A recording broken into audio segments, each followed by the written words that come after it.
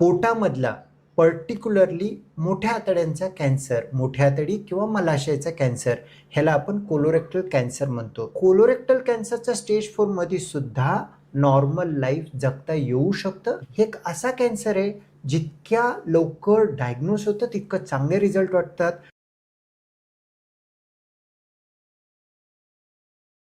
श्रोतेहो नमस्कार. आपल्या Kaizen gastro केअरच्या गटफिट club या पॉडकास्टमध्ये तुमचं पुन्हा एकदा स्वागत आहे. आपण मागच्या आठवड्यातच एक जनरल कॅन्सरवर एक पॉडकास्ट केलं, त्याचाच पुढचा भाग आणि कोलोरेक्टल कॅन्सर मंथ हा जो काही 1 महिना हा पाळला जातो आहे, याच्यासाठी आपले कोलोरेक्टल सर्जन डॉक्टर सम्राट जानकर सर आपल्यासोबत पुन्हा आहेत. आज आपण कोलोरेक्टल कॅन्सर म्हणजे मोठ्या आतड्याचं आणि मलाशयाचं कॅन्सर याच्याबद्दल माहिती सरांकडून घेणार आहोत. तर चला आपण हा व्हिडिओ चालू करूया. श्रोतेहो नमस्कार. आपल्या कायझन गॅस्ट्रो केअरच्या गटफिट क्लबमध्ये तुमचं सर्वांचं पुन्हा एकदा स्वागत. आज मागच्या आठवड्यात आपण जे काही एक ओव्हरऑल कॅन्सरवर जे एक पॉडकास्ट बनवलं, माहिती घेतली, त्याचाच पुढचा एक भाग हा एक कोलोरेक्टल कॅन्सर म्हणजे मोठ्या आतड्यांचं कॅन्सर याच्याबद्दल आपले एक्सपर्ट डॉक्टर सम्राट जानकर सर, आपले लॅप्रोस्कोपिक रोबोटिक सर्जन आहेत, यांच्याकडनं कोलोरेक्टल कॅन्सरबद्दल आज आपण माहिती घेणार आहोत. याचं एक महत्त्वाचं कारण असं आहे की हा जो महिना आहे जगभरात कोलोरेक्टल कॅन्सर मंथ म्हणून साजरा केला जातो, पाळला जातो. कारण ह्या कॅन्सरचं प्रमाण बऱ्यापैकी आता वाढत चाललेलं आहे आणि हे का आहे, याला कसं टाळू शकतो, कसं ट्रीट करू शकतो, याच्याबद्दलच्या आज या पॉडकास्टमध्ये आपण माहिती घेणार आहोत. तर सर, आपल्या या गटफिट क्लबमध्ये तुमचं पुन्हा एकदा स्वागत आहे. धन्यवाद सर. सर, जसं मी म्हणालो की कोलोरेक्टल कॅन्सरचं जगभरातलं तसंच आता भारतातलंही प्रमाण बऱ्यापैकी वाढत जात आहे. तर आता एक बेसिक आपण कोलोरेक्टल कॅन्सर काय आहे इथून सुरुवात करूया. तर याच्याबद्दल आम्हाला काय सांगू शकाल तुम्ही? कोलोरेक्टल कॅन्सर, आता कॅन्सर म्हटल्यानंतर सगळ्यांना भीती तीच असते की कॅन्सर, कर्करोग हा भीतीच राहतो. तसा कोलोरेक्टल कॅन्सर पोटामधला पर्टिक्युलरली मोठ्या आतड्यांचा कॅन्सर, मोठ्या आतडी किंवा मलाशयाचा कॅन्सर, ह्याला आपण कोलोरेक्टल कॅन्सर म्हणतो. ह्या कॅन्सरबद्दल बोलण्याची गरज काय, तर बरेच काय आपण बोलणार आहोत. पण सर्वात पहिलं सांगण्याची गोष्ट म्हणजे पोटामध्ये जर 25पेक्षा जास्त अवयव आहेत तर प्रत्येकाचे कॅन्सर होण्याची पॉसिबिलिटी असतो. जसं की लिव्हर आहे, स्वादुपिंड आहे, जठर आहे, फूड पाईप आहे, छोटी आतडी आहे, किडनी आहे, गर्भाशय, प्रत्येकाचा होऊ शकतो. पण ह्या सर्व कॅन्सरमधला सगळ्यात चांगला कॅन्सर आहे, कारण याला ट्रीटमेंट चांगलं आहे आणि ट्रीटमेंट केलं आणि अर्ली डिटेक्शन, लवकर जर डिटेक्ट झालं तर ह्याला क्युअर करू शकतो आणि अर्ली कॅन्सरचा पण अर्ली स्टेजला पण डिटेक्ट करून कॅन्सर प्रिव्हेंट करू शकतो. म्हणून कोलोरेक्टल कॅन्सरबद्दल बोलणं आणि त्याबद्दल इन्फॉर्मेशन देणं, आज जो काय आपण इन्फॉर्मेशन देतोय किंवा त्याची माहिती देतोय, हे माहिती गरजेची आहे. कारण माहिती जर असेल, एखादा लाईफ सेव्ह होऊ शकतो. त्यामुळे कोलोरेक्टल कॅन्सरला सर्वांनाच समजण्याची गरजेचं आहे. ही खूप महत्त्वाची भाग सांगितला तुम्ही सर, की जर कॅन्सर होणारच आहे, भीतीदायक आहे, घाबरायचं कारण नाही आपण बोललो, पण जर असणारच आहे तर त्यातल्या त्यात कोलोरेक्टल कॅन्सर म्हणजे मोठ्या आतड्यांचा कॅन्सर त्यातल्या त्यात बरा, कारण त्याची ट्रीटमेंट चांगली. हे तुमचं ह्याच्यामध्ये मोडॅलिटी ऑफ ट्रीटमेंट आहे. ट्रीटमेंट मोडॅलिटीमध्ये आणखीन डिस्कस करूया. पण ह्याच्यामध्ये एक असा कॅन्सर आहे ज्याच्यामध्ये किमोथेरपी, रेडिएशन, इम्युनोथेरपी, सर्जरीमध्ये लॅप्रोस्कोपी, रोबोटिक, इतकं काही ऑप्शन आहेत. त्याच्यातून एखादा पेशंट जर एखादा पॅनक्रियास कॅन्सर समोर आला तर आम्हाला वाटतं की 100 90% पेशंट यार आपल्या हातातून निघून चालला असं वाटतं. कारण मजबूर असतो डॉक्टर म्हणून, कारण कॅन्सर खूप फास्ट असतो. हे एक असा कॅन्सर आहे जितक्या लवकर डायग्नोस होतं तितकं चांगले रिझल्ट वाटतात. आणि सर्वात महत्त्वाचं म्हणजे स्टेज 4 कॅन्सर जो काही म्हणतो, पॅनक्रियाचा स्टेज 4 म्हटलं तर पुढचे 3 महिन्यामध्ये आपल्याला काही करता येत नाही. पण कोलोरेक्टल कॅन्सरचा स्टेज 4 मध्ये सुद्धा नॉर्मल लाईफ जगता येऊ शकतं. फक्त ट्रीटमेंट थोडी कॉम्प्लिकेटेड होते. त्यामुळे कोलोरेक्टल कॅन्सर होऊ नये कोणालाच, पण झालं तर बिलकुल घाबरायची गरज नाही. कारण हा अगदी शुगर आणि BP आणि हार्टचं जसं ट्रीटमेंट करतो तसा ट्रीटमेंट करून देखील ह्याला चांगले रिझल्ट होण्याचे अपेक्षित आहे. तरी स्टेज वाईज व्हेरी करतात, पण त्यात त्याचे रिझल्ट ह्याचे आउटकम, लाईफ लॉंगिटिव्हिटी कोलोरेक्टल कॅन्सरमध्ये खूप चांगलं आहे. त्यामुळे समजणं खूप गरजेचं आहे. हे चांगली माहिती दिली असं. पण आपण दोघे बसून आपण रिसर्च पेपर जे काही बघत होतो याच्यामध्ये जी काही नवीन डेटा आपण बघितला त्याच्यामध्ये ओव्हरऑल वर्ल्डमध्ये कोलोरेक्टल कॅन्सर 3 नंबर इन्सिडन्स, म्हणजे जे काही आपल्याला केसेस येतात त्याला इन्सिडन्स म्हणतो, नवीन केसेस 3 नंबर आहे. पण जर आपण मृत्यूचं प्रमाण बघितलं तर त्या लिस्टमध्ये 2 नंबर आहे. म्हणजे कोलोरेक्टल कॅन्सरने मॉर्टॅलिटी जी म्हणतो, मृत्यूचं प्रमाण हे हाय आहे. त्याच्यात अजून एक काळजीची गोष्ट आपण वाचली की अंडर 50 की 50 वर्षांच्या आतमध्ये जे लोक आहेत यांच्यामध्ये तर प्रोग्नोसिस म्हणजे ओव्हरऑल ट्रीटमेंट लेट स्टेजला होते, त्याने बऱ्यापैकी त्रास होतो. हे जे काही शिफ्ट झालं आहे मागच्या 20 वर्षांमध्ये, कोलोरेक्टल कॅन्सर एक स्टेप वर होत चाललं आहे इन्सिडन्सच्या याच्यामध्ये. हे का झालं, याच्याबद्दल काय आपण हे तुम्ही खूप चांगलं सांगितलं sir. Colorectal cancer literally top गिअरमध्ये रेस करते असं म्हणायला काही हरकत नाही. कारण ज्या वेळेला आपण जर का 20-25 वर्षाचा मागचा डेटा बघितला तर कोलोरेक्टल कॅन्सर इतकं कॉमनली भेटत नव्हतं, इतकं कॉमनली बघण्यात येत नव्हतं. त्यात 50 वर्षाच्या खालच्यांमध्ये कोलोरेक्टल कॅन्सर होण्याची संबंध खूप कमी होतं, कारण इतकं चांगलं खाणं, लाईफस्टाईल होतं की कोलोरेक्टल कॅन्सर नव्हतं. पण आत्ताची जी काही कोलोरेक्टल कॅन्सरची शिफ्ट झालेली आहे, नंबर खूप वाढले. आणि आजकाल आपल्याला पण असं बघत बघत आपल्याला कोलोरेक्टल कॅन्सरचा पेशंट माहिती होतो. पेशंटला माहिती नसतो त्याला कोलोरेक्टल कॅन्सर आहे, पण ते तपासणी केलं की कॅन्सर आहे म्हणायचं पळून येतो.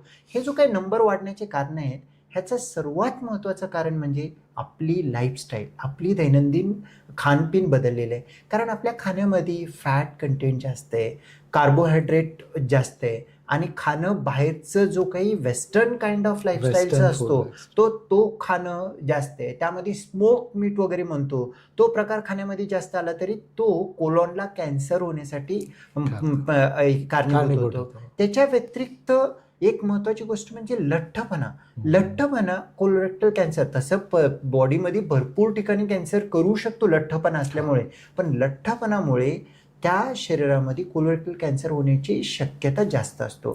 एकंदरीत आपल्या खाण्यामधला जो काही भाग आहे, जितकं आपण चांगलं नॅचरल व्हेजिटेरियन फूड म्हणू किंवा हाय फायबर फूड म्हणू जास्त प्रमाणामध्ये खात असेल, तोच ज्या वेळेला विष्ठा बनणार आहे, त्यावेळेला मोशन बनणार आहे, मोठ्या आतडीमधून ट्रॅव्हल करणार आहे, त्याला इरिटेट कमी करेल, त्रास कमी होईल, त्याचा एक कॅन्सर, कर्करोग होण्याचा चान्सेस कमी राहील.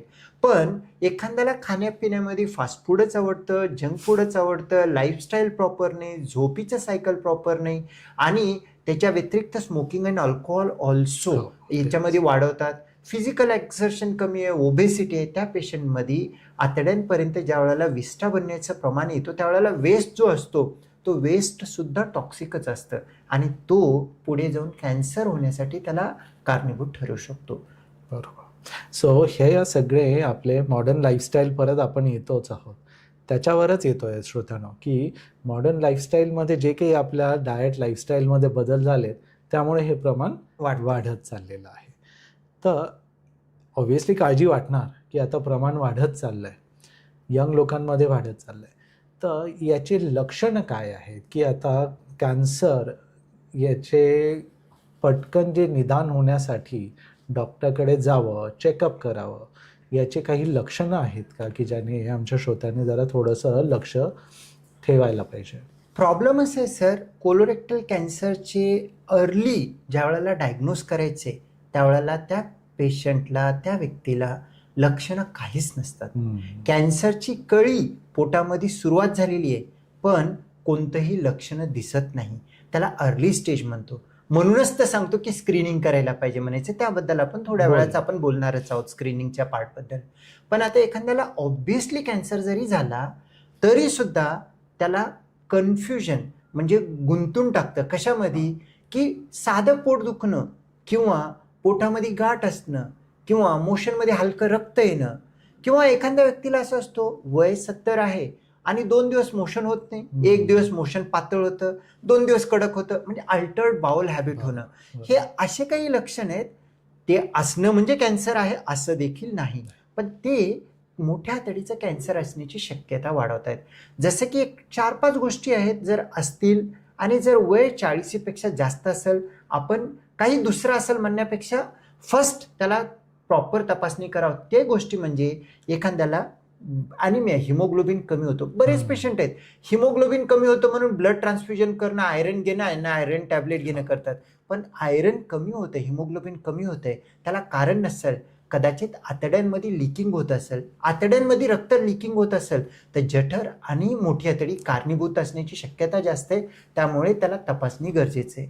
आणि तुम्हाला जर का वजन कमी होतंय, गेल्या 1-2 महिन्यामध्ये तुमचं 5 ते 10% पेक्षा वजन कमी होते, तुम्ही डायटिंगवरती नाहीये किंवा काहीतरी फास्टिंग करत नाहीये, तुम्ही इंटेन्शनली वजन कमी करत नाही, अनइंटेन्शनली कमी होते, म्हणजे हे काहीतरी धोक्याची शक्यता आहे. त्या कंडिशनमध्ये तुम्हाला स्क्रीन करायला हवं, बघायला पाहिजे काय आहे.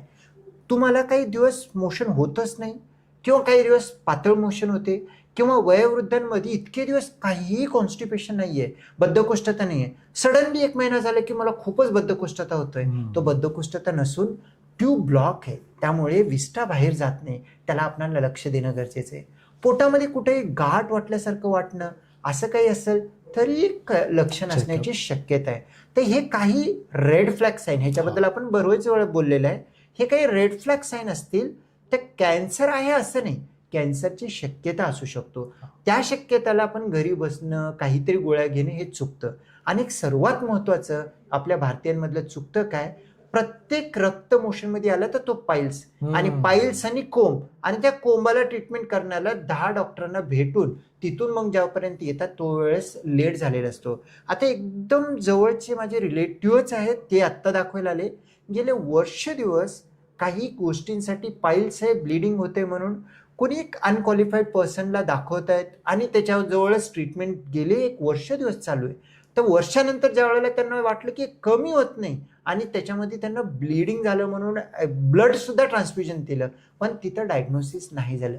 म्हणूनच जर का ब्लड इन द स्टूल, मोशनमध्ये रक्त असेल, हा कधी पाईल्स आहे असं नाही, 90% पाईल्सच असतो, ह्याच्याबद्दल काही दुसरं मत नाही. कारण प्रत्येक blood in the stool cancer म्हटलं तर हा पण खूप मोठं टेन्शन घेणं म्हणतं. तर blood in the stool fresh होत असेल, एक कॅन्सर असण्याची 100तून 2-3% का होईना चान्स आहे. तर जर का तसं असेल तर ट्रीटमेंट काय करायचं, पाईल्ससाठी तर आपण सांगतोच सर, 90% पाईल्सला ट्रीटमेंट गरज नाही, तुम्ही घाबरू नका. पण क्वालिफाईड डॉक्टरांकडून पाईल्स आहे समजून घेणं गरजेचं आहे. आणि ट्रीटमेंट पाईल्सची सर्जरी पण करण्याची गरज असेल तर सर्जरीच्या अगोदर किंवा सर्जरी दरम्यान आतमध्ये काही नाही ना, काही उरलं नाही ना, किंवा काहीतरी आपण मिस करतोय ना, असं होऊ नये, ह्या गोष्टी बघणं गरजेचं आहे. म्हणून ह्या गोष्टी असतील तर एक एक्सपर्टला दाखवणे, त्यांच्याकडून प्रॉपर निदान करणे, निदानाच्या नंतर सर्जरी ट्रीटमेंट काय करायचं तो डिसाईड करू शकतो, पण निदान करणं गरजेचं आहे. बरोबर. सो मग आता हे अर्ली स्टेजमध्ये पकडण्यासाठी किंवा डायग्नोसिस, निदान करण्यासाठी काय केलं जातं? कोलोरेक्टल कॅन्सरमध्ये काय बघितलं? अर्ली स्टेजचं सिम्पटम तुम्हाला मी सांगितलं सर, अर्ली स्टेजमध्ये सिम्पटममध्ये काहीच सिम्पटम नसतात, कॅन्सरचं लक्षण काही दिसत नाहीये, कारण तो खूप छोटी कळी आहे. मग त्या कंडिशनमध्ये पकडण्यासाठी जगभरामध्ये जसं की अमेरिकन सोसायटी आहे, युरोपियन सोसायटी आहे, कॅनडाची आहे, आणि त्यानंतर इवन ऑस्ट्रेलियन सोसायटी आहे, न्यूझीलंडची कोलोरेक्टल सोसायटी आहे, त्यांचं एक ओव्हरऑल जगामध्ये कॉमन केलेलं आहे की 45 वय, काही जण 50 म्हणतात, 45 वर्ष वय, 45च्या नंतर तुम्हाला काहीही पोटात त्रास नाही, म्हणजे असिम्प्टमॅटिक, ज्याला काहीच लक्षणं नाही, तरी सुद्धा स्क्रीनिंग कोलोनोस्कोपी, कोलॉनला स्क्रीन करा. स्क्रीनिंग टेस्ट करण्यासाठी काही गोष्टी आहेत, एक ब्लड टेस्ट आहे, ब्लडमध्ये स्टूलमध्ये ब्लड आहे का बघण्यासाठी, ते कधी पॉझिटिव्ह कधी निगेटिव्ह, इतकं सेन्सिटिव्ह नाही. त्याच्या व्यतिरिक्त CT करायला सांगतात. पण सर्वात चांगलं, एक चांगलं एक्सपर्ट कोण, पूर्ण मोठी आतडी स्क्रीन करायचं. आणि एकदा जर का स्क्रीनिंग केलं, जे आत्ताचं सध्या लिटरेचर आहे, तर त्या लिटरेचरवरून आपल्या एका बॉन्ड पेपरवरती जर का स्टॅम्प मारून पुढच्या 5-10 वर्षामध्ये कोलॉन कॅन्सर आपल्याला होऊ शकत नाही असं लिहून घेऊ शकतो, इतकी चांगली स्क्रीनिंग टेस्ट आहे. आणि त्यात स्क्रीनिंग कोलोनोस्कोपी जर का आपल्या फॅमिलीमध्ये कोणी जर का आता फर्स्ट डिग्री रिलेटिव्हमध्ये कोलोरेक्टल कॅन्सर आहे, काही काही फॅमिलीमध्ये कोलोरेक्टल कॅन्सरचं प्रमाण जास्त असतो, जसं की FAP आहे, जेनेटिक आहे, तसं काही असेल, किंवा आपल्या घरामध्ये आई वडिलांना, कारण एखाद्या 40 वर्षामध्ये त्यांच्या आई वडिलांना एक 60मध्ये कॅन्सर असेल, तर त्या फॅमिलीमधले सगळेजणांनी कोलॉन स्क्रीनिंग करायला हवं. कारण कोलोनोस्कोपी एक इतकी सुंदर टेस्ट आहे, ती टेस्ट करत असताना थोडं डिस्कम्फर्ट होतं, पण जीवाला धोका नाही, त्याच्यामुळे काही हानी होतो बिलकुल नाही. पण 45च्या नंतर न विसरता कोलोनोस्कोपी करायला हवं. आणि कोलोनोस्कोपीसुद्धा कोलॉन स्क्रीनिंग आहे, हा डायग्नोस्टिक नाही आहे, एक चांगल्या सेंटरमध्ये करायला हवं. कारण प्रॉपर कोलॉनला पूर्ण बघून आलं आणि कोलोनोस्कोपी केलेले एक्सपर्टनी सांगितलं तुम्हाला काही पॉलिप नाही आहे, कळी नाही आहे किंवा काही कोलॉनचा त्रास नाही आहे, तर तुम्ही 10 वर्ष काहीही आजारांना आपल्याला मोठा त्रास होऊ शकतो, पण कोलोरेक्टल कॅन्सर येऊ शकत नाही. इतकं चांगला टेस्ट आहे. आणि त्या टेस्टचा आणखीन एक खूप चांगली गोष्ट म्हणजे आपण आतापर्यंत खूप भीतीदायक बोललं की कोलॉन कॅन्सर वाढते वगैरे. बॉडीमधला असं एकच कॅन्सर आहे, 5 कॅन्सरसाठी स्क्रीनिंग सांगतात, तर एकच असा कॅन्सर आहे ज्याचा नंबर जास्त आहे, पण योग्य पद्धतीने स्क्रीनिंग केलं तर तुम्ही गॅरंटीने सांगू शकता की कोलॉन कॅन्सर होऊ शकत नाही. आणि कळीच्या स्टेजला म्हणजे पॉलिप स्टेजला जर का बघितलं, फक्त कोलोनोस्कोपीच्या ट्रीटमेंट, सर्जरी नाही, कोलोनोस्कोपीच्या ट्रीटमेंटनं पॉलिप जर का काढलं, त्या पर्सनला कॅन्सर पूर्ण प्रिव्हेंट करू शकतो. म्हणजे स्क्रीनिंगनं प्रिव्हेन्शन होऊ शकतं. असा बॉडीमध्ये एकच कॅन्सर आहे, त्यामुळे खूप नंबर वाढला तितकंच खरं आहे, पण हा क्युअर होऊ शकतो, प्रिव्हेंट होऊ शकतो, ट्रीट होऊ शकतो, बीट होऊ शकतो. त्यामुळे ह्याच्याबद्दल जागरूकता असणं सगळ्यांना गरजेचं आहे. ही खूप चांगली माहिती दिली सर तुम्ही की अर्ली स्टेजला कोलोनोस्कोपीद्वारे आपण अगदी अर्ली स्टेजचे कॅन्सर, जिथे कॅन्सर अजून रूपांतर झालं पण नाही आहे, अशाही गोष्टी डायग्नोज करू शकतो. तर तुम्ही जो एक कळी जो शब्द वापरला तो पॉलिप आहे, तर हे पॉलिप आणि कॅन्सर या दोघांमध्ये फरक काय आहे आणि यांच्यामध्ये टाईम ड्युरेशन काय आहे? तसं की एका पॉलिपला कॅन्सरमध्ये रूपांतर व्हायला किती वेळ लागतो? सर, युजली असं सांगितलं जातं की पॉलिप किंवा कळी बनण्यासाठी आपला जो काही विस्टा आहे, खराब आहे, काहीतरी बॉडीची एक एन्व्हायरमेंटल फॅक्टर आहे, जेनेटिक फॅक्टर आहे, त्यामुळे चालू होतो. एकदा जर का ती कळी चालू झाली, साधी जर का पॉलिप असेल, साधं पॉलिप, इवन भरपूर डिफरंट पॉलिप आहेत, पण एक साधं पॉलिप ते कॅन्सर हे 5 ते 10 वर्षाचं ड्युरेशन आहे. आणि एखाद्या व्यक्तीनं समजा 45मध्ये काही सिम्पटम नाही, आणि बरेच तुम्ही तर बघता सर रुटीनली, बरेच पेशंट असतात काही सिम्पटम नाही, काहीतरी कारणास्तव आपण कोलोनोस्कोपी केलेलं असेल, कळी जर का काढून टाकली, पॉलिप जर का काढून टाकलं, तर कॅन्सर प्रिव्हेंट केलं, आणि काढलेलं नसेल तरी सुद्धा त्या 5 वर्षामध्ये तो काही कॅन्सर होणार नाही. 5 ते 10 वर्षाचा टाइम ड्युरेशन तो वेळ देतो. त्या वेळामध्ये आपल्याला त्याच्यावरती ॲक्ट करणं आहे, आणि ॲक्ट केलं तर माझ्यासारख्या सर्जनकडे येण्याची गरज सुद्धा पडणार नाही, कारण त्याच्यावरतून ते चांगलं होऊ शकतो आणि डबल येण्याची शक्यता सुद्धा टळू शकते. बरोबर. सो तुम्ही जसं म्हणाल, पॉलिप्स बऱ्याच प्रकारचे 2 मुख्य असतात. एक ते पॉलिप जे कॅन्सर बनू शकतं, त्याला ॲडिनोमा म्हणतो, आणि दुसरं जे आहे ते हायपरप्लास्टिक. सो कोलोनोस्कोपीमध्ये या दोन्ही पॉलिप्सला आपण डिटेक्ट करू शकतो, आणि अर्ली स्टेजला ट्रीट केलं, स्क्रीनिंगमध्ये दिसलं, काढून टाकलं, तर पुढचा कॅन्सर व्हायचा प्रश्न टळू शकतो, 100% टळू शकतो. सो कॅन्सरचं प्रमाण जरी वाढत असेल तरी ह्या कॅन्सरसाठी चांगली न्यूज अशी आहे की खूप लवकर आपण ती डायग्नोज करू शकतो आणि प्रिव्हेंट करू शकतो. तसं आहे. Very good sir. सो आता जर कॅन्सर झालाच, आता हे पॉलिप टू कॅन्सर आपण बघितलं, पण बरेचसे आता भारतामध्ये तरी अजून स्क्रीनिंग प्रोग्राम गव्हर्नमेंट नाही करत आहे.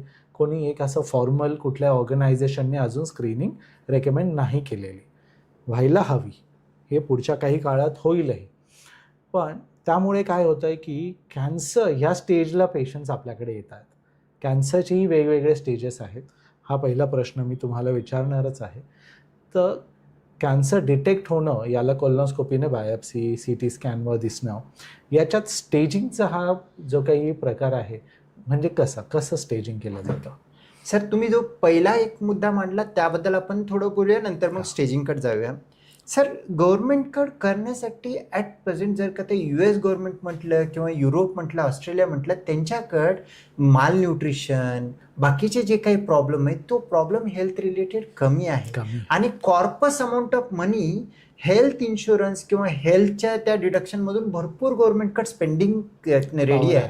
पण आपल्याजवळ जो हेल्थसाठी गव्हर्नमेंटला काढून ठेवण्याची गरजेचा पैसा आहे, त्या पैशामध्ये बच्चूंचं इन्फंट मॉर्टॅलिटी म्हणा, मदरचं मॉर्टॅलिटी म्हणा, माल न्यूट्रिशन म्हणा, गव्हर्नमेंटकडे इतकं काम आहे. पैसा कमी आहे, तो जो काही सिलेक्टेड आहे, 100 रुपयामधल्या हेल्थसाठी गव्हर्नमेंट ऑलरेडी कमी खर्च करतो. आणि त्या कमी खर्चामध्ये सुद्धा त्याच्याकडे खूप चॅलेंजेस आहेत. आईचं मृत्यूदर आहे, अबॉर्शन आहे, बेबी मृत्यूदर आहे, किंवा ओबेसिटी आहे, माल न्यूट्रिशन खूप आहेत. त्यामुळे कोलोरेक्टल कॅन्सरपर्यंत गव्हर्नमेंट यायला आपल्याला वेळ लागणार आहे. पण आपण स्वतः जागरूक होणं गरजेचं आहे. माझ्यासाठी माझी लाईफ, माझ्या आई वडिलांची किंवा माझी भाऊ बहिणींची लाईफ महत्त्वाची आहे. आणि त्याच्यासाठी एक कोलोनोस्कोपी एक टेस्टमुळे जर का आपण प्रिव्हेंट करू शकत असेल आणि त्याची कॉस्ट चीप आहे, इतकं काही खूप जास्त नाही, सगळीकडे अवेलेबल आहे, सगळीकडे अवेलेबल आहे, तर मग करायला काहीच हरकत नाही आहे. स्क्रीनिंग गव्हर्नमेंटची गाईडलाईन येईपर्यंत वाट बघण्याची काही गरज नाही. आता समजा एखाद्याने केलीच नाही आहे, कारण काय असतो 2-3 गोष्टी आहेत. भीती आहे, माहिती नाही आहे, आपण माहिती देण्याचं पण आपण करतोय, अवेअरनेस आहे, कोलोनोस्कोपीची भीती देखील आहे काही लोकांना, त्या सगळ्या गोष्टीमुळे केलंच नाहीये. पण तरी सुद्धा आलं ते कॅन्सर म्हणून प्रेझेंटेशन आलं. तर कॅन्सरमध्ये सगळ्या कॅन्सरसारखं इथं पण एक 4 स्टेज असतात. 4 स्टेजमध्ये काय असतो की कोलोरेक्टल कॅन्सर अर्ली स्टेज, जो आतड्यांमध्ये पॉलिपचं थोडं कॅन्सर झालेलं आहे. सेकंड स्टेज आहे आतड्यांमधून पसरून आजूबाजूला तिथल्या तिथंच जाऊन पोहोचलेलं आहे, त्या कोलॉनच्या बाहेर नाही गेलेलं. तिसरं स्टेज आहे कोलॉनपासून ते रक्तवाहिन्यांपर्यंत जाऊन पोहोचलेलं आहे.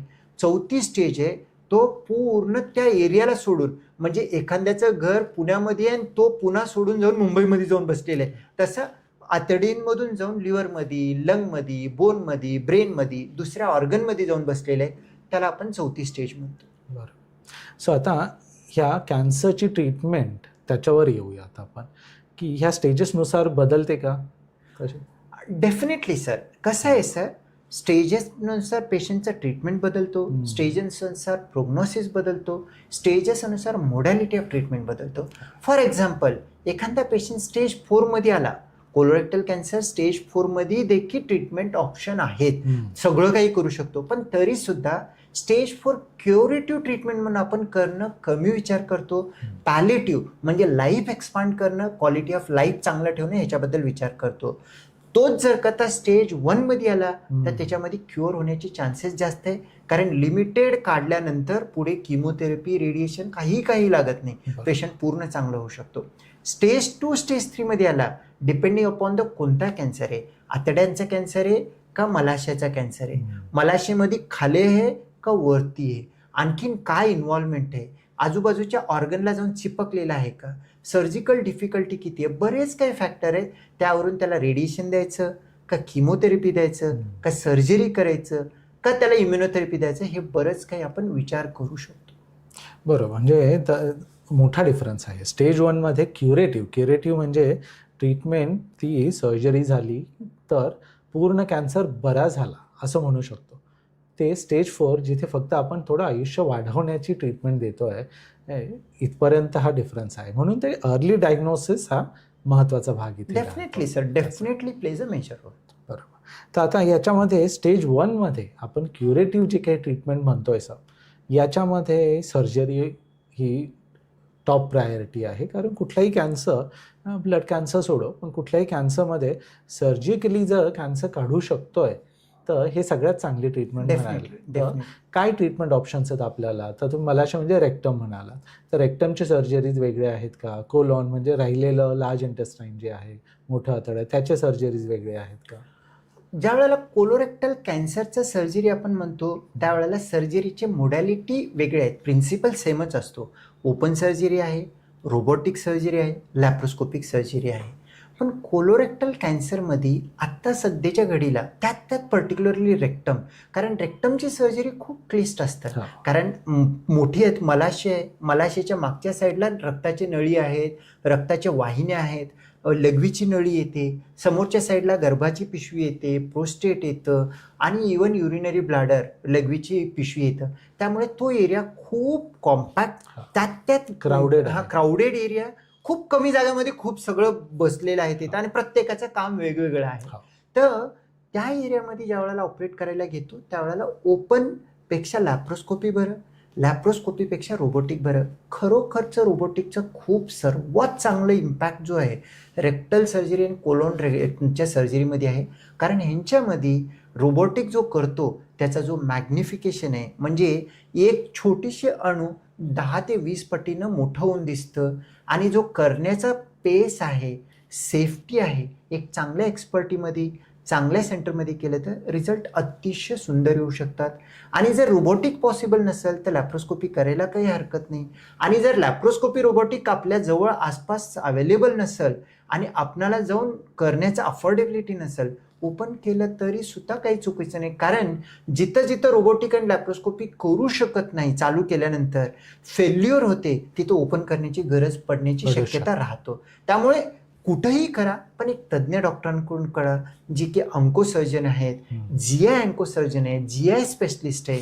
म्हणजे जितकं स्पेशलिस्ट असतील तितकं त्यांचे त्याबद्दलचे Experience. विचार वेगळा असतो. ह्याच्यामध्ये बरेच काही फॉर्मॅट आहेत सर, कसं करायचं, कोणतं पहिलं कोणतं दुसरं, हे फक्त असं नाही की गेलन कापलन झालं सर्जरी, असं नाही. ह्याच्यामध्ये भरपूर काही गोष्टी विचार करणं गरजेचं आहे. जितकं स्पेशलिस्टकडे जाणार आहेत, जितकं त्या गोष्टींचं तज्ज्ञ डॉक्टर असणार आहे, त्यांच्याकडून आपल्याला रिझल्ट अपेक्षित चांगलं येण्याची शक्यता आहे. सो साहजिक आहे सो ऑब्व्हियसली आपण जसं हे सगळं ओपनपासून सुरुवात केली, आता मेजॉरिटी सर्जरीज अगदी क्लीन, लेस कॉम्प्लिकेटेड आणि रिकव्हरी लवकर असं लॅप्रोस्कोपी करतो. आणि आता रोबोटिक पुढचं ॲडव्हान्स आहे, त्याचे सगळे बेनिफिट्स आपण मागच्या 1 वर्ष बघतोय आपल्या पेशंट्समध्ये. रोबोटिक एकदम चांगलं आहे सर. जर करता कुणाला कॅन्सर असेल, कोलोरेक्टल सर्जरी गरजेची असेल, आजच्या सध्याच्या घडीला रोबोटिक हा बेस्ट आहे. पण तितकंच महत्त्वाचं आहे की फायनान्शियल प्लॅनिंग येतो. कॅन्सर म्हटल्यानंतर ओघामध्ये येऊन वाहून जाणं पण चुकतं. आपल्याला पूर्ण विचार करणं गरजेचं आहे. सर्जरी आहे, कोणतीही सर्जरी केलं तर त्याचे ब्लिडिंग, इन्फेक्शन, लीकचं कॉम्प्लिकेशन राहू शकतो. सर्जरीच्या नंतर कोणाला रेडिएशन लागतो किंवा सर्जरीच्या अगोदर लागतो. आणि काही काही पेशंटमध्ये किमोथेरपी 5-5, 6-6 महिन्यापर्यंत सगळं चालू राहतो. त्यामुळे मेटिक्युलस फायनान्शियल प्लॅनिंग हा स्ट्रेस पण रिड्यूस करतो आणि तितकंच आउटकम पण चांगलं देतो. सो आपण जे जनरल कॅन्सरमध्ये जे गाईडलाईन बदललं ते इथं ते गाईडलाईन 100% अप्लाय होतं. त्यामुळे एखाद्याने फर्स्ट टाइम हा बघत असेल तर कॅन्सरचा व्हिडिओ बघणं त्यांना खूप गरजेचं आहे. महत्त्वाचं आहे की त्याच्यात सरांनी आपल्याला कॅन्सरची ट्रीटमेंट आणि फायनान्शियल प्लॅनिंग याच्याबद्दल खूप चांगली माहिती दिलेली आहे. सो सेम अप्लायज आपल्या कोलोरेक्टल कॅन्सरच्या ट्रीटमेंटमध्ये सुद्धा. सो याच्यामध्ये आता कॅन्सरची जी ट्रीटमेंट आहे त्याच्यात काही पेशंट्समध्ये आपण बघितलेलं आहे की अरे मला इथं बॅग लावावी लागेल, स्टोमा करावा लागेल, याची काळजी वाटली म्हणून मी लेट केली ट्रीटमेंट वगैरे. तर याच्याबद्दल काय सांगाल की सगळ्या ऑपरेशन्समध्ये ही कोलॉस्टोमी जे आपण म्हणतो, बॅग लावावी लागते, याची गरज आहे का किंवा ते किती किचकट आहे का, असं एक याची माहिती देऊ शकाल का? सर, हे स्टोमाबद्दलचा जो फिअर आहे ना, हे माणसाच्या मानसिकतेचा प्रॉब्लेम आहे सर. कारण काय झालेलं आहे माहिती आहे का सर, असं आपण म्हणायला काही हरकत नाही आहे, एखाद्याला लक्झरी भेटलेली आहे आणि ती लक्झरीची सवय लागल्यामुळे ना बाकीच्या गोष्टी नको वाटतात आणि त्या लक्झरीच्या नावाखाली विचारच करायला तयार नाही. काय झालं सर, देवानी ज्या वेळेला ॲनिमल म्हणजे माणसाने प्राणी बनवले, तर माणसाला एक ॲडिशनल लक्झरी दिली की स्पिंटर, मोशनची स्नायू 4 सेंटीमीटरचं 2 रिंग दिलेले आहेत. त्यानं आपण कुठेही बसलं तर मोशन कंट्रोल करू शकतो. हा एक लक्झरी देवानी दिली. पण दुसऱ्या ॲनिमलला, प्राण्यांना हा लक्झरी नाही आहे. मोशन आलं की जिथं आहे तिथं निघून जातो आणि त्यांना कंट्रोल करण्याचं दुसरं ऑप्शन पण नाही ठेवलेलं आहे. म्हणून आपल्या डोक्यामध्ये बसलेलं आहे की मोशन म्हणजे ते कंट्रोल राहायलाच पाहिजे. पण काही कॅन्सरमध्ये, पर्टिक्युलरली रेक्टल कॅन्सरमध्ये जर का त्या कॅन्सर स्पिंटरला इन्व्हॉल्व होत असेल आणि जर करता तो काढलं तर लाईफ चांगलं होणार आहे, तर त्या कंडिशन लाईफ वाचणार आहे. त्या कंडिशनमध्ये आपण मूर्खांचं डिसिजन घेणं चुकतं. कोलोरेक्टल कॅन्सरची कोणतीही सर्जरीमध्ये 1% स्टोमा लागण्याची शक्यता राहते. त्यात जर का रेक्टल कॅन्सर असेल तर त्याच्यामध्ये 2-3% स्टोमा लागणारी पॉसिबिलिटी आहे. आणि आजच्या सुदैवाने आजच्या घडीला इतकं चांगलं आहे की स्टोमाच्या ऑटोमेटेड सेन्सर आहेत सर. म्हणजे स्टोमा लीक होत असेल तर ते सेन्सर तुम्हाला मोबाईलमध्ये वाजून दाखवते की तिथे लीक होतं, बॅग बदला म्हणून. बॅग बदलता येतात. आणि आता सध्याची स्टोमा सोसायटी म्हणून पेशंटची एक कम्युनिटी आहे, तो एकूण एकाला मदत करतात. ह्याच्यामध्ये प्रत्येकाला स्पिंटर कट करावं, स्टोमा करावं अशी नाही, पण स्टोमा एक नेसेसिटी आहे. आणि जर करता मोशनची पिशवी पोटावरती काढण्याची गरज पडत असेल, काही कारणास्तव सर्जन डिसिजन घेत असेल, हे पेशंटच्या भल्यासाठी आहे, त्यांच्या लाईफ स्पॅनसाठी आहे, जीव वाचवण्यासाठी आहे. त्याला घाबरण्याची गरज नाही. कारण बरेच पेशंट असे करतात की त्याच्या नावाखाली घाबरून कॅन्सर पूर्ण फैलल्यानंतर येतात, तिथं आपण जीव वाचवू नाही शकत. त्यामुळे जर जिथं गरजेचं आहे, मॅनेज करणं डिफिकल्ट नाही. पहिले 15 दिवस आपल्याला मोशन पोटावरती येतो असं होतं, त्यामुळे घाबरायची गरज नाही. आणि सर्वात महत्त्वाचं म्हणजे जितके स्टोमा केलेले असतात कोलोरेक्टल कॅन्सरमध्ये, त्यापैकी 90% स्टोमा रिव्हर्ट सुद्धा होतात. काहीच 10% पेशंटमध्ये पूर्ण स्पिंटर गेलं तर काही करता येत नाही, पण 90% बरं करता येतं. त्यामुळे आजच्या घडीला जीव उरवण्यासाठी जो योग्य डिसिजन आहे घेणं गरजेचं आहे. घाबरून त्याला विचार करून मोशन पोटावरती आला तर मी सोसायटीमध्ये काही जाणार आहे असं विचार करायची गरज नाही. कारण प्रत्येक आंतरराष्ट्रीय लेवलला खेळणारे क्रीडापटू, खूप मोठे मोठे मिनिस्टर लेवलचे लोक, ॲक्टर लेवलचे लोक स्टोमासोबत लाईफ काढलेले आहेत. त्यामुळे आपल्याला घाबरायची गरज नाही. ही महत्त्वाचं आहे. आणि एक छोटा भाग वाटतो स्टोमा, पण पेशंटच्या आपला ज्यावेळेस मानसिकता कन्फ्युज्ड असते त्यावेळेस मोठा वाटू शकतो. 100%. तर स्टोमाला घाबरायचं नाही, most of the times reverse होतो, ही एक महत्त्वाचा मेसेज आपण देऊ. तर ओव्हरऑल आपण कोलोरेक्टल कॅन्सरचं वाढतो आहे वगैरे हे सगळं बोललोच, पण ट्रीटमेंटही झाली. ही कोलोरेक्टल कॅन्सर होऊ नये, प्रिव्हेन्शन याच्यासाठी काय करता येईल ही महत्त्वाची माहिती आहे. कारण अवेअरनेस, डिटेक्शन वगैरे आपण बोललो सगळं, की लक्षण माहीत पाहिजे, कोलोनोस्कोपी खूप सुंदर तपासणी आहे, सेफ आहे, याने लवकरात लवकर आपण ते डिटेक्ट करू शकतो. पण कॅन्सर होऊ नये म्हणून काय प्रिव्हेन्शन आणि काय काळजी घ्यावी? सर, प्रत्येकाने हे विचार करायलाच पाहिजे, मला कोलोरेक्टल कॅन्सर होऊ नये. आणि माझी जर का ते इतकं मोठं आहे, जर का म्हणत असतील की 2 नंबर 3 नंबरपर्यंत जगामध्ये वाढलेला कॅन्सर आहे, तर 100 जवळपास 10 ते 20% लोक आपल्या लाईफस्पॅनमध्ये कोलोरेक्टल कॅन्सरमधून जाण्याची पॉसिबिलिटी आहे. आणि आपलं काम आहे आपली लाईफ लॉंगिटिव्हिटी ठेवणे आणि कॅन्सरच्या ट्रॅपमध्ये आपण फसू नये. मग प्रत्येकाने ह्या कॅन्सरच्या ट्रॅपमध्ये फसू नये ह्यासाठी आपली लाईफस्टाईल सुधारणं गरजेचं आहे. 2च गोष्टी करायच्या आहेत, स्क्रीनिंग आणि चेंज ऑफ लाईफस्टाईल. म्हणजे जास्त फायबरवाली गोष्ट खा. फायबर म्हणजे काय? साधं सोपं म्हणजे शुद्ध शाकाहारी जेवण जास्तीत जास्त करा. आठवड्यातून 1, 2, 3 वेळा तुम्ही लिमिटेड अमाऊंटमध्ये हे व्हीट मीट म्हणजे फिश किंवा चिकन खात असाल तर चालतं. व्हाईट मीट म्हणतो आपण. रेड मीट नको. रेड मीटनं कॅन्सर होण्याची चान्सेस असतात. स्मोक्ड, आजकाल तो स्मोक्ड फ्राईड बार्बेक्यू ते नको, त्याच्यामुळे कॅन्सर होण्याची रिस्क असतो. आणि तुमची लठ्ठपणा असेल तर मोबिलिटी करा आणि लाईफस्टाईल चांगलं करा. खाण्यापिण्याची सुधारणा करणे, जास्त फळभाजी घेणे, ॲक्टिव्ह लाईफस्टाईल ठेवणे. आणि जर करता तुमचा एज ग्रुप 45च्या अबव असेल तर कोलोरेक्टल स्क्रीनिंगला न विचार करता बिनधास्त स्क्रीनिंग करून घेणे. असं जर करता केलं तर जर ह्या पद्धतीने आपण गेलो तर कोलोरेक्टल कॅन्सरच्या ट्रॅपमध्ये न फसण्याची शक्यता 99% आहे. Very good sir. सो हे झालं आता प्रिव्हेन्शनची गोष्ट. गुड लाईफस्टाईल आपल्या बाकी कुठल्याही याच्या आजारांमध्ये प्रिव्हेन्शनमध्ये कोलोरेक्टल कॅन्सरही आपण प्रिव्हेंट करू शकतो, ही सोयीस्कर गोष्ट आहे. आणि स्क्रीनिंगही तेवढं महत्त्वाचं आहे. तसं आहे.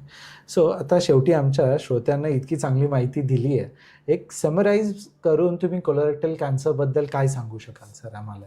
कोलोरेक्टल कॅन्सरमधलं ब्रीद वाक्य आहे sir, colorectal cancer preventable, treatable, curable, beatable. म्हणजे तुम्हाला जर करता असेल, होऊ नये हे पॉसिबल आहे, ती माझी जबाबदारी आहे. माझी फॅमिली मला होऊ नये ही मी जबाबदारी घेणं, त्यासाठी प्रिव्हेंटिव्ह ॲस्पेक्ट सांगितले. क्युरेबल, कोलोरेक्टल कॅन्सर अर्ली स्टेजमध्ये जर का आणलं तर त्याला कम्प्लीट क्युअर करू शकतो आणि एकदम चांगल्या पद्धतीने त्याच्यातून बाहेर येऊ शकतो. आणि बरेच असे पेशंट आहेत, फक्त कोलोरेक्टल कॅन्सरचा पेशंट 5व्या वर्षी फॉलोअपला येतून मला काहीही नाही आहे हे बोलून जातो. तो क्युअरेबल आहे, ट्रीटेबल. कोलोरेक्टल कॅन्सर समजा आपल्या फिल्टरमधून निघून गेला, काही कॉम्प्लिकेशनमधून आला तरी सुद्धा तो ट्रीट होऊ शकतो आणि त्याच्यामध्ये किमो रेडिएशन देऊन आपल्याला लॉंगिट्युटी वाढवता येतो. आणि आजकाल इम्युनोथेरपीनं पण चांगली लाईफस्पॅन वाढवता येतं. बीटेबल. एखादा कोलोरेक्टल कॅन्सर आला तर सर्जन ॲज अ डॉक्टर म्हणून 90% जर का ऑपॉर्च्युनिटी असेल तर बीट करू शकतो. त्यामुळे कोलोरेक्टल कॅन्सरला घाबरण्याची गरज नाही. कोलोरेक्टल कॅन्सरबद्दल जागरूकता गरजेची आहे आणि काहीतरी आहे म्हणण्यापेक्षा एक्सपर्टची सल्ला घेऊन प्रॉपर योग्य निदान करणं, स्क्रीन करणं आणि त्याच्याबद्दल थोडीशी जागरूकता ठेवणं. घाबरायची गरज नाही, थोडीशी जागरूकता ठेवणं गरजेचं आहे. आणि सर्वात महत्त्वाचं म्हणजे कॉन्फिडंट राहणं गरजेचं आहे. कारण कोलोरेक्टल कॅन्सरचा पेशंट जर का कॉन्फिडंट असेल, इवन स्टेज 4चा सुद्धा बाहेर निघून जातो सर. Very good sir. आता ही खूपच चांगली सगळी माहिती अगदी सायंटिफिकली तुम्ही स्टेजेस वाईज सगळं सांगितलं आहे. आय एम शुअर आपल्या श्रोत्यांना ते सगळं आवडलं आहे. सर तुमचे मनपूर्वक धन्यवाद. आणि होपफुली आपल्या श्रोत्यांना ही सगळी माहिती आवडलेली असेलच, पूर्ण व्हिडिओ त्यांनी बघितलेलाच असेल. तर आपलं एक वर्ड, की वर्ड आपण सांगण्याची आपली पद्धत आहे, तर काय आपल्या श्रोत्यांना तुम्ही सांगू शकाल? जर का हा व्हिडिओ पूर्ण बघितला असेल, तुम्हाला जर का कोलोरेक्टल कॅन्सरबद्दलची माहिती आवडली असेल तर कमेंट बॉक्समध्ये कोलोरेक्टल कॅन्सर हा टाईप करू शकता, जेणेकरून आम्हाला कळेल, आम्हालाही पोच पावती आहे, तुम्ही बघितलेलं आहे, तुम्हाला आवडलेलं आहे. आणि जर का कोणाच्याही घरी कोणाला मोशनमध्ये रक्त जाते किंवा कोलोरेक्टल कॅन्सर डायग्नोज झालेले आहे, घाबरू नका हे सांगण्यासाठी हा व्हिडिओ शेअर करा. आणि जर आवडला असेल तर लाईक करा. बरोबर, चालेल. तर श्रोते हो, थँक्यू सर, तुमचे पुन्हा मनपूर्वक धन्यवाद. थँक्यू. धन्यवाद सर. तर श्रोते हो, सरांकडनं आपल्याला खूपच चांगली माहिती मिळाली आहे कोलोरेक्टल कॅन्सरबद्दल. याचं प्रिव्हेन्शन, स्क्रीनिंग किंवा ट्रीटमेंट याच्याबद्दल खूपच सगळी माहिती आहे. आय एम शुअर तुम्हाला सगळ्यांना आवडलं आहे. मलाही खूप सारी माहिती याच्यात मिळालेली आहे याच्यातनं. हे जर तुम्हाला व्हिडिओ आवडला असेल तर आमच्या व्हिडिओला लाईक करा, चॅनलला सबस्क्राईब करा. तुमच्या ओळखीतल्या लोकांना ज्यांना कॅन्सरबद्दल काही माहिती हवी असेल असं तुम्हाला वाटतं आहे तर त्यांना हा व्हिडिओ शेअर करा. सबस्क्राईब केल्याने आमचे पुढचेही व्हिडिओज तुम्हाला अगदी अनइंटरप्टेड, अबाधितपणे बघता येतील, हा फायदा आहे. आणि काही तुमचे सजेशन्स असतील तर all comments are welcome. So please काही कमेंट बॉक्समध्ये कमेंट्स द्यायचे असतील तर तेही प्लीज द्या. सर थँक्यू आम्हाला तुम्ही जॉईन केल्याबद्दल. नमस्कार.